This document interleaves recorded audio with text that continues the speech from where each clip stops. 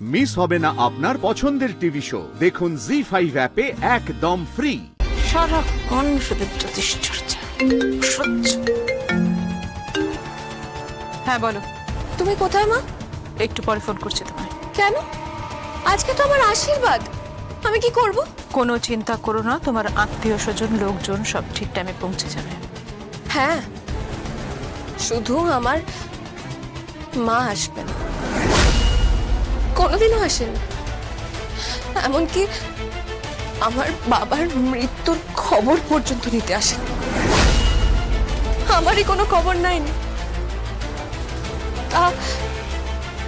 হঠাৎ করে এমন কি প্রয়োজন হলো যে সে আমাকে?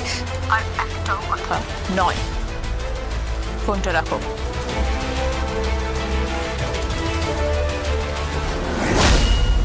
আমি আবার আপনাকে বলছি, দ্বিতীয় ঘরে বসে কেতু পরের পয়সায় বাঁধে সেতু। সেই কেতুর ঘরে রাহুর আকার, মঙ্গলের শেষে দীর্ঘইকার। 3 অক্ষরের নাম তার, আকাশপানে গায়।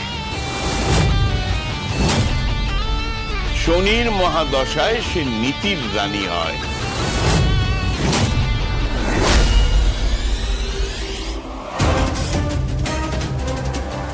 কথা হলো? চুপ করে আছেন কেন? আপনার ঠিক বুঝি পুষ্টি বলা হয়েছে? হ্যাঁ হয়েছে। তাহলে ফোনটা দিন। ফোনটা নিয়ে চুপ করে ধরে দাঁড়িয়ে আছে। অফ করে দিলাম।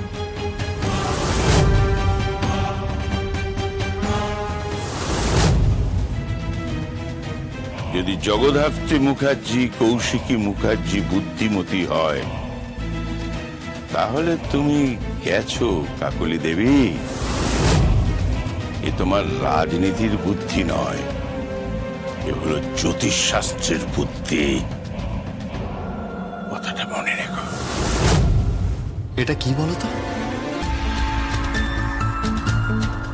উনি কিছু তো একটা বলতে চেয়েছেন, আর কিন্তু কিছু বললেন না, জাস্ট এইটুকুই বললেন। বড়দীপ, এই রেকর্ডিংটা আমাকে পাঠিয়ে রাখুন তো। উনি যেগুলো বললেন সেগুলো তো জ্যোতিষ শাস্ত্রের কথা। রাহু, কেতু, শনি, মঙ্গল, একদম রাবিশ লোকটা। একদম রাবিশ না, একদমই রাবিশ নয়। উনি কিছু একটা বলতে চাইছেন। আমারও সেটাই মনে হচ্ছে বটে। আর আমার যেটা মনে হয়, আমি বলছিলাম না সাঙ্গু, এই দীপেন শাস্ত্রী মহাশয় উনি বিপদের মধ্যে রয়েছে। উনি যে ছড়াটা বললেন না, এই ছড়াটার একটা মর্মার্থ আছে জানো তো। এটাকে উদ্ধার করতে পারলে আমার মনে হয় কোনো একটা ইনফরমেশন পাওয়া যাবে। কি ইনফরমেশন?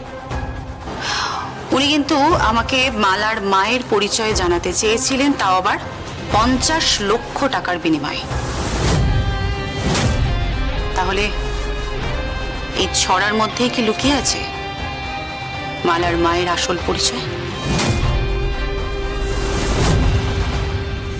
জি5 ডাউনলোড করুন আর সব এপিসোড দেখুন একদম ফ্রি।